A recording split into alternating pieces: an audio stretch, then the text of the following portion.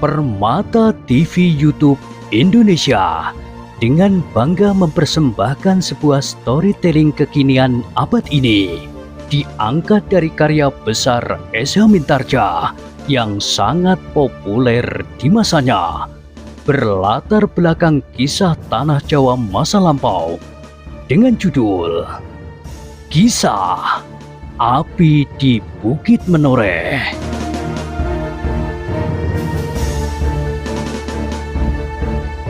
Pada kesempatan yang sangat baik ini, kita masuk pada episode yang ke-548. Selamat menikmati.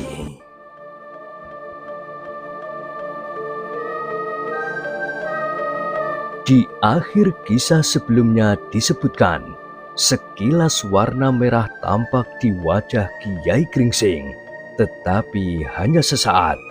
Seperti biasa, ia pun segera berhasil menyembunyikan perasaannya.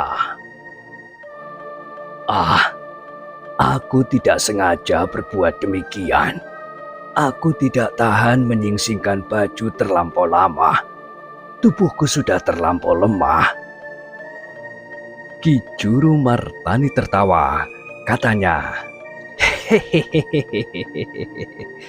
tubuh Kiai masih mampu bertahan atas tusukan pedang. Kiai Gringsing memandang Ki Juru Martani sejenak, tetapi ia pun kemudian tertawa. Katanya, agaknya Ki Juru telah mendengar cerita dari Raden Sutawijoyo tentang seseorang yang mempunyai ilmu kebal bernama Panembahan Alit. Orang itulah yang mampu bertahan atas tusukan pedang, tetapi bukan aku. Oleh tusukan angin pun, badanku akan segera merasa dingin dan nyeri di ujung-ujung tulang. Ki Juru pun tertawa pula. Di sela-sela suara tertawanya, Ki Juru Martani berkata,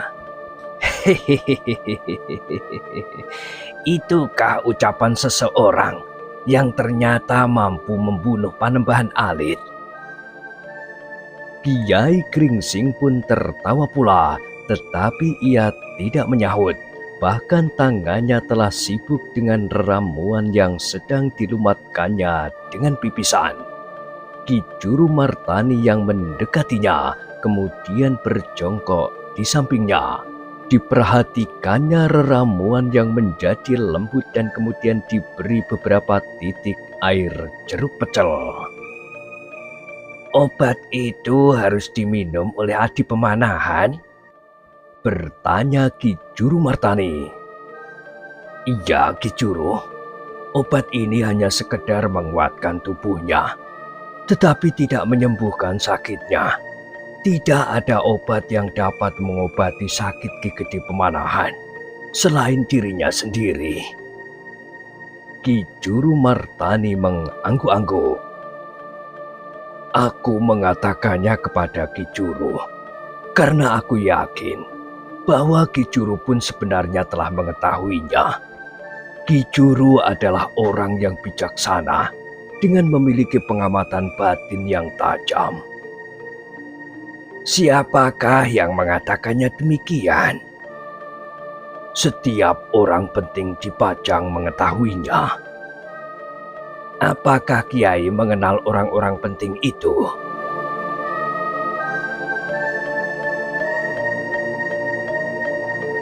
Kiai Gringsing termenung sejenak, lalu katanya, aku tidak mendengarnya langsung.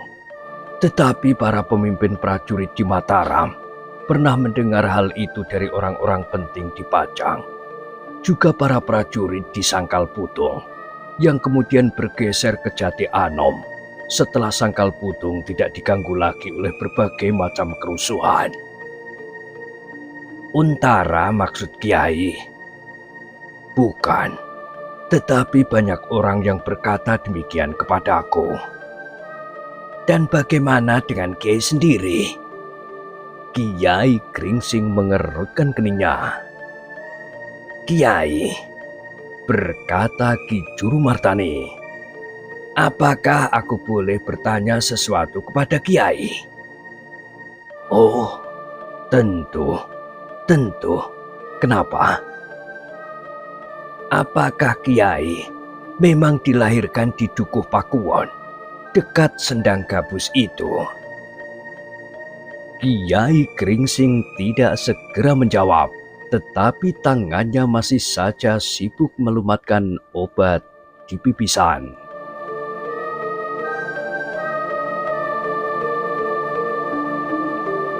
Bukankah Kiai berasal dari Dukuh Pakuwon?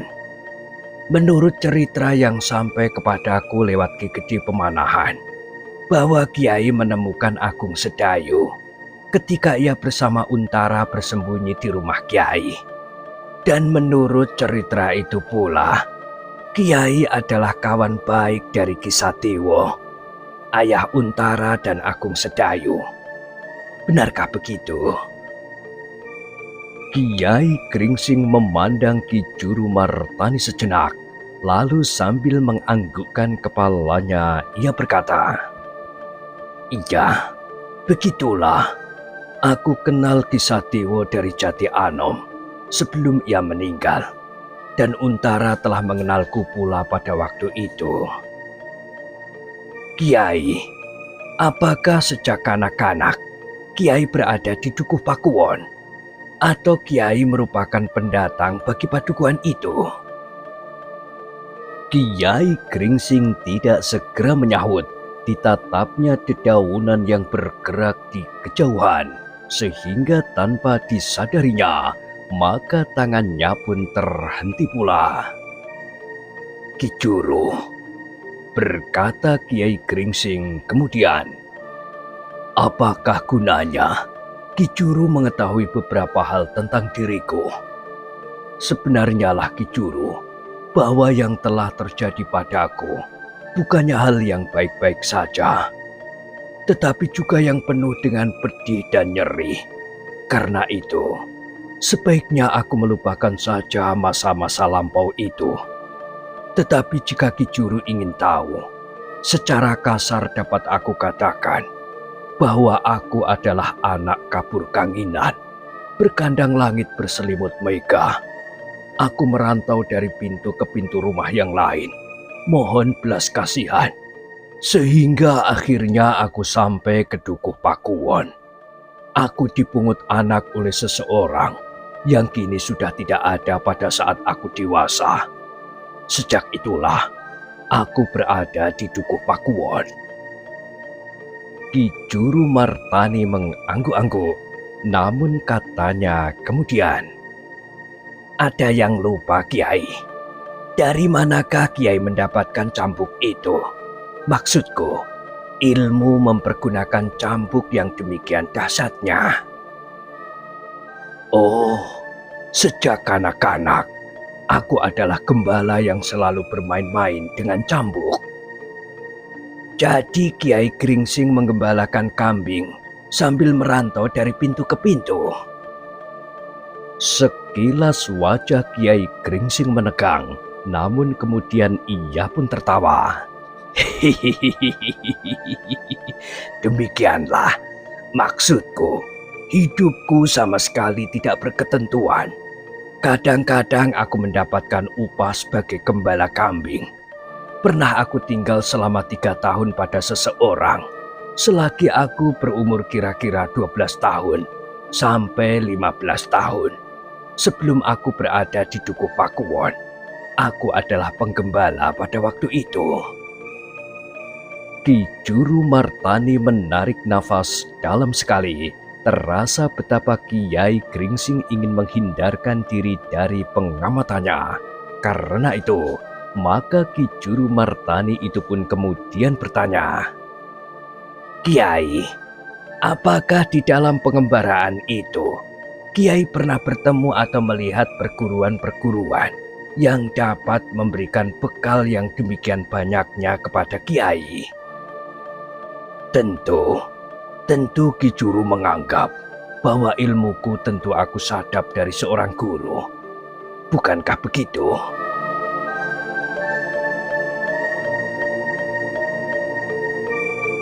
Ki Juru Martani tidak segera menjawab. Jika ia memaksakan pertanyaan-pertanyaannya, maka jawabannya akan menjadi berbelit-belit dan tidak sampai pada sasarannya. Karena itu, Ki Juru Martani yang bijaksana itu tidak mendesaknya terus, tetapi ia sudah memberikan kesan kepada Kiai Gringsing bahwa ada sesuatu yang telah tersingkap dari tabir yang dipasangnya. "Ah," desah Ki Juru Martani kemudian. "Agaknya aku mengganggu saja, Kiai. Baiklah Kiai menyelesaikan obat itu. Mungkin Ki Gede Pemanahan segera memerlukannya." "Ya Ki Juru, Ki Gede memang segera memerlukan."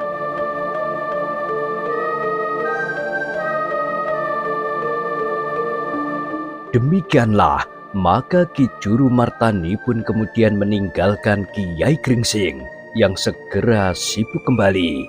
Tetapi Ki Juru Martani telah mempunyai bahan yang lebih banyak lagi. Ia sudah bertekad untuk mengetahui latar belakang kehidupan Kiai Gringsing, hubungannya dengan sebuah perguruan yang memiliki tanda sebuah cakra yang tersangkut di ujung sebuah cambuk, tetapi tentu tidak dapat dengan serta-merta. Sehari itu, maka Kiai Gringsing telah menyiapkan obat yang dapat menambah kekuatan tubuh Ki Gede Pemanahan. Kiai Gringsing dengan berterus terang mengatakan bahwa yang dibuatnya itu belumlah obat yang sebenarnya, karena ia masih harus menemukan sakit Ki Gede yang sebenarnya. Tetapi dalam pada itu, Kiai Gringsing pun berkata, "Obat yang aku buat itu sekedar untuk menambah daya tahan jasmaniah Ki Gede. Tetapi obat yang paling baik akan datang dari Ki Gede sendiri." Ki Gede Pemanahan tersenyum, tetapi rasa-rasanya senyumnya adalah senyum yang terlampau dalam, seolah-olah wajah itu diselubungi oleh dinding yang tinggi, yang di dalamnya nampak semakin lama menjadi semakin buram.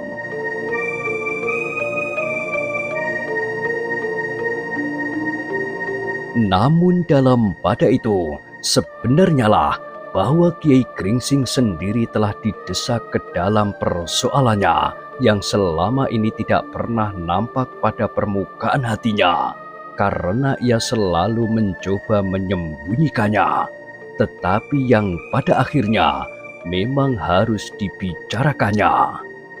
Ketika Mataram kemudian disentuh oleh gelapnya malam, maka untuk beberapa saat lamanya, setelah Ki Juru Martani dan Sutowijoyo makan bersama tamu-tamunya, berbicara sejenak mengenai beberapa hal tentang perkembangan Mataram, maka Kiai Gringsing dan kawan-kawan serta murid-muridnya pun dipersilahkan beristirahat di tempat yang telah disediakan.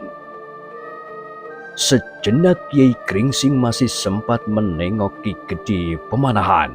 Nampak bahwa dalam keadaannya, Ki Gede Pemanahan tetap tenang dan yang mencemaskan Kiai Gringsing, seakan-akan Ki Gede Pemanahan memang sudah tidak mempunyai gairah.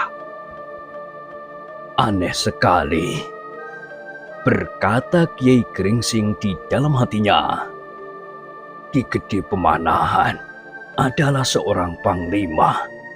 Seharusnya ia memiliki kemampuan untuk bertahan atas segala keadaan, baik jasmaniah maupun batiniah. Ia seharusnya tidak segera menjadi putus asa menghadapi persoalan Raden Sutowijoyo, yang dalam keadaan seperti itu justru harus mendapat perhatian sejauh-jauhnya." Namun kemudian seolah-olah terdengar jawaban di dalam hatinya. "Tetapi Ki Gede bukan saja seorang panglima perang. Ia adalah orang yang memiliki kebijaksanaan, dan meskipun tidak sejauh Ki Juru Martani, Namun Ki Gede Pemanahan mempunyai ketajaman mata hati. Mungkin ia sudah melihat bahwa ia sudah berjalan sampai ke batas.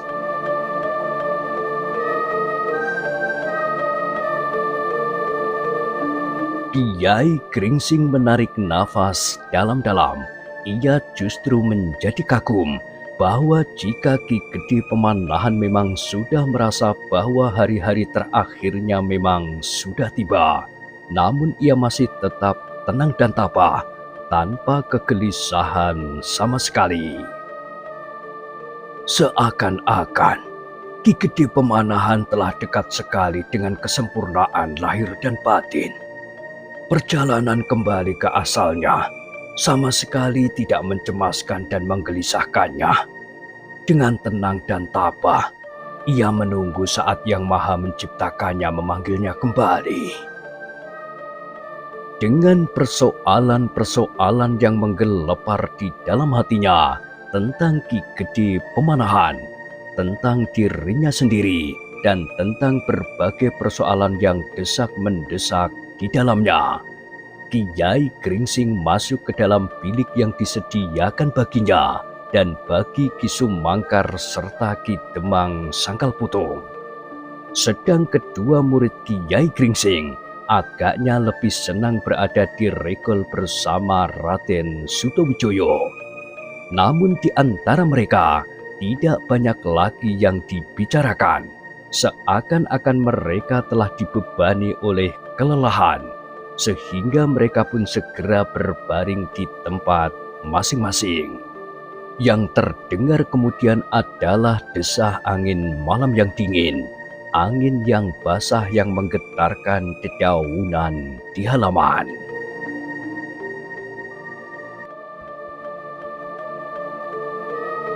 Dan menjelang tengah malam, maka Mataram seakan-akan telah menjadi lelap. Sedang Agung Sedayu dan Swandaru pun telah berada di dalam bilik pula. Yang terdengar kemudian selain sentuhan angin di dedaunan adalah suara cengkrik dan pilalang yang berderik-derik di batang-batang pepohonan. Lamat-lamat suara angkup terdengar ngelangut di kejauhan.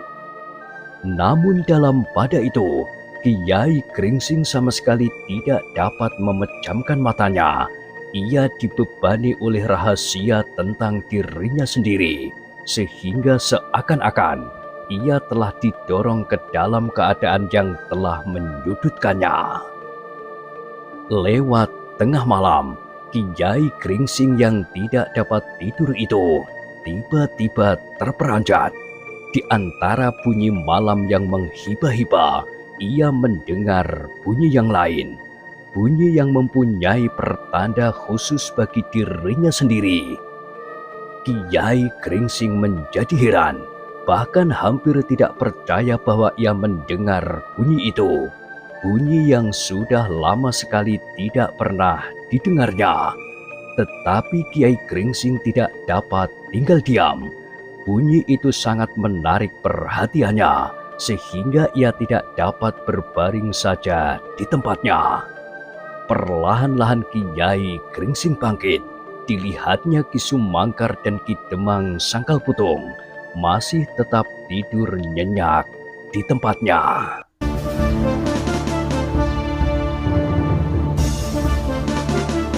Dengan hati-hati, Kiai Gringsing pun kemudian melangkah ke pintu. Sejenak ia berdiri termangu-mangu. Jika ia membuka pintu itu dan pintu itu berderik, maka ia akan membangunkan orang-orang yang sedang tidur dengan nyenyaknya itu. Tetapi aku harus keluar, berkata Kiai Gringsing di dalam hati. Bunyi itu aneh sekali bagiku. Seharusnya aku tidak mendengarnya lagi. Perlahan-lahan Kiai Gringsing terpaksa membuka pintu itu. Ia sudah menyediakan jawaban jika Ki Sumangkar kemudian terbangun dan bertanya. Gerit yang lembut ternyata memang sudah membangunkan Ki Sumangkar. Ketika ia mengangkat kepalanya, dan melihat Kiai Gringsing di depan pintu. Maka ia pun bertanya, "Kemana Kiai?" Pertanyaan itu memang sudah diperhitungkannya, sehingga dengan segera ia menjawab, "Ke belakang, ke Pakiwan sebentar." Ki Sumangkar tidak menghiraukannya lagi, dan Kiai Gringsing pun menganggap bahwa meskipun Ki Sumangkar mendengar bunyi seperti yang didengarnya, namun Ki Sumangkar tentu tidak akan menghiraukan dan bahkan sama sekali tidak mengerti apakah di sela-sela bunyi cengkrik, bilalang dan angkup pohon nangka itu terdengar bunyi yang lain yang penting artinya bagi Kiai Gringsing. Ketika Kiai Gringsing sudah berdiri di longgangan di muka gandok, ia termangu-mangu sejenak. Di antara suara-suara malam ia masih mendengar suara yang sudah lama sekali tidak didengarnya itu.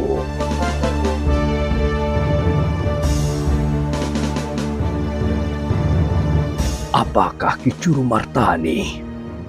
bertanya Kiai Gringsing di dalam hatinya. Lalu katanya, "Jika memang Ki Juru mengenal bunyi itu dan mampu menirukan tepat seperti seharusnya, maka aku kira aku memang tidak akan dapat lari lagi." Karena itu, maka Kiai Gringsing tidak menghindarkan diri dari bunyi itu. Telinganya yang tajam segera menangkap dari mana arahnya. Sejenak Kiai Gringsing berdiri tegak di tempatnya. Masih terasa sangat sepi dan dingin. Selangkah demi selangkah ia maju mendekati sumber bunyi itu. Meskipun ia kenal benar akan bunyi itu, namun ia harus berhati-hati karena sama sekali tidak menduga bahwa pada suatu saat di Mataram ia akan mendengar bunyi itu lagi. Tetapi selain Kiai Gringsing harus berhati-hati terhadap sumber bunyi itu, ia pun harus berhati-hati pula agar tidak ada orang yang dapat melihatnya. Sekali-sekali Kiai Gringsing berpaling, dan akhirnya ia pun menjadi yakin bahwa Ki Sumangkar agaknya tidak mengikutinya.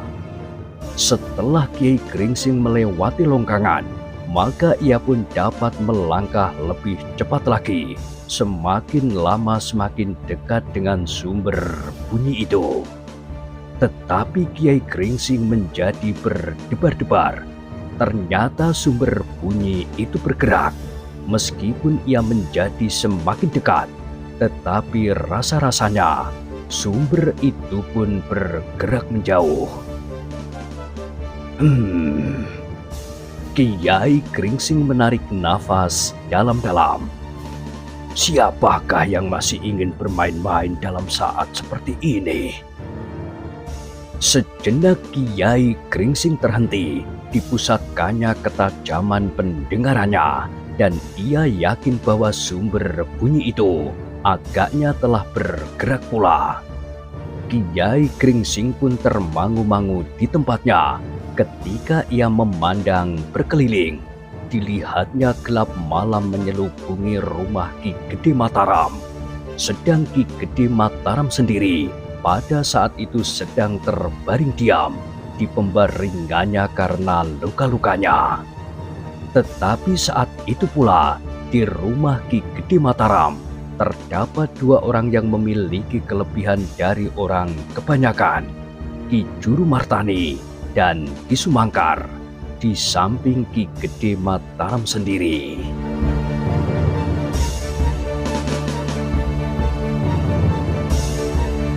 Ketika suara itu didengarnya lagi, Kiai Gringsing bergeser pula mendekat.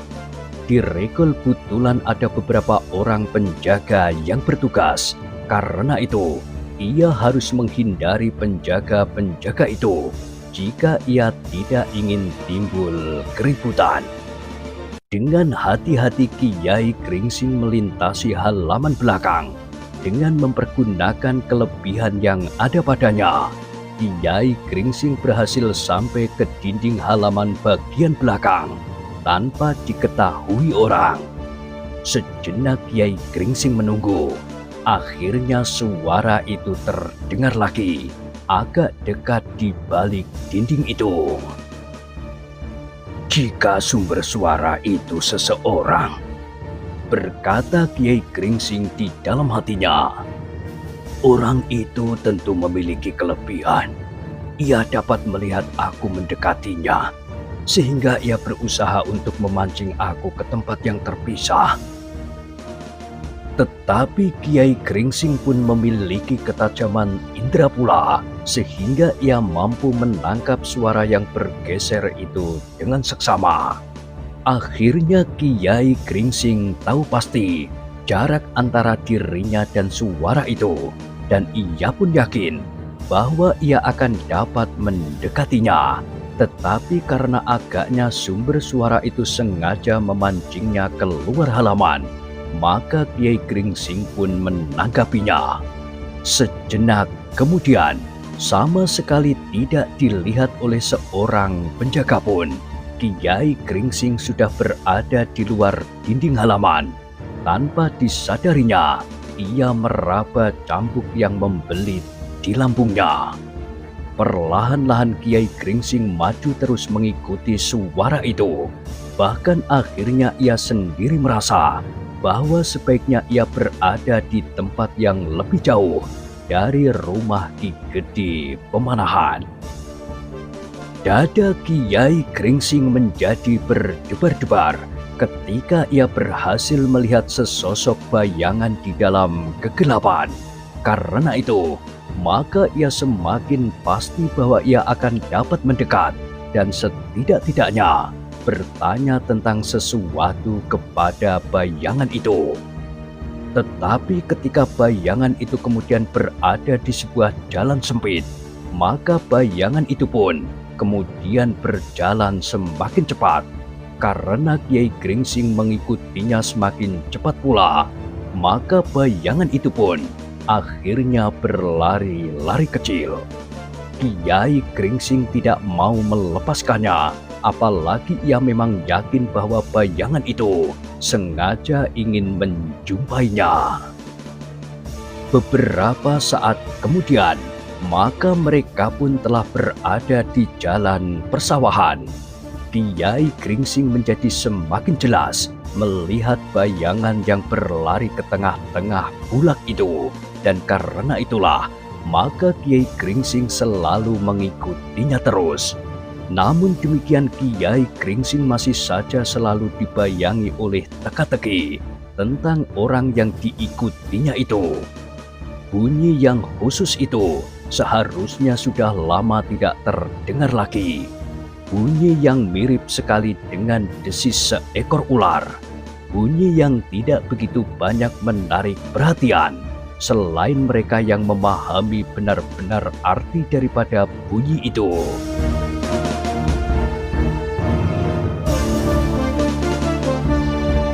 Ketika keduanya sudah berlari semakin jauh dari padukuhan dan berada di tengah bulak, maka Kiai Gringsing melihat bayangan itu berhenti. Karena itu, maka Kiai Gringsing pun segera berhenti pula pada jarak yang tidak terlampau dekat. Perlahan-lahan dan dengan penuh kewaspadaan, Kiai Gringsing melangkah mendekat, selangkah demi selangkah. Sedang bayangan itu masih saja tetap berdiri di tempatnya. Ternyata bahwa Kiai Gringsing yang berdiri beberapa langkah dari orang itu tidak segera dapat mengenalnya. Ia melihat dalam kerembangan malam wajah yang agak asing baginya.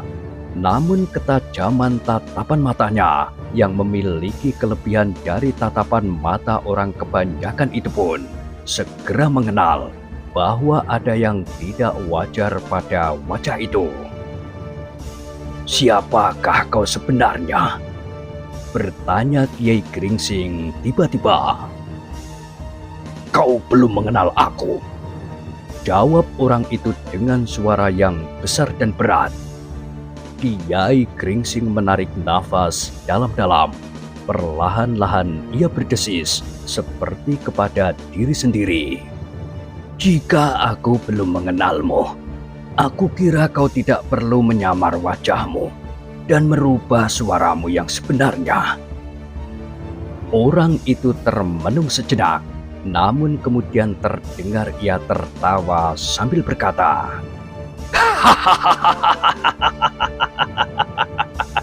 "Pikiranmu aneh. Aku memang menyamar, tetapi tidak karena kau. Aku sadar bahwa seorang pemimpin yang luar biasa di Mataram ini akan dapat mengenalku. Dan aku kira orang itulah yang mendekatiku. Ternyata kau orang tua bangka yang tidak tahu malu." Kiai Gringsing tertegun sejenak, lalu katanya, "Kenapa aku tidak tahu malu? Kenapa kau mengikuti aku? Aku memberikan isyarat bagi orang yang penting bagiku, tidak kepadamu." Kiai Gringsing mengangguk-angguk. Katanya, "Jika demikian aku minta maaf. Aku tidak sengaja mencampuri persoalanmu." Ia berhenti sejenak, lalu katanya, "Tetapi kenapa kau memanggil salah seorang pemimpin Mataram dengan isyarat itu?" "Itu urusanku," sahut orang itu. Kiai Gringsing termangu-mangu sejenak. Ia mencoba mengamati orang itu dengan seksama. Mula-mula ia menyangka bahwa orang itu adalah Ki Juru Martani. Tetapi ternyata menurut bentuk tubuhnya, Kiai Gringsing menganggap bahwa orang itu tentu bukan Ki Juru Martani, bukan pula Ki Sumangkar, dan apalagi Ki Gede Pemanahan yang sedang terbaring itu. Ki Gede Pemanahan adalah orang yang bertubuh tegap, tinggi dan kekar, meskipun tidak berlebih-lebihan.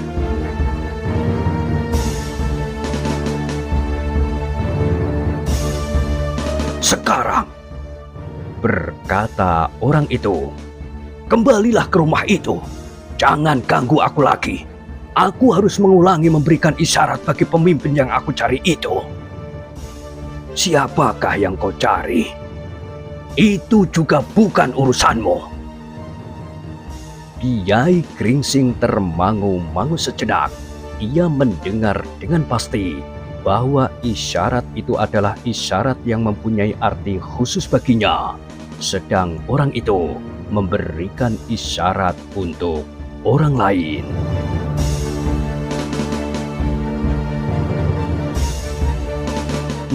Nah, bagaimanakah kisah selanjutnya? Silahkan ikuti terus. Kisah Api di Bukit Menoreh pada kesempatan berikutnya. Sampai jumpa.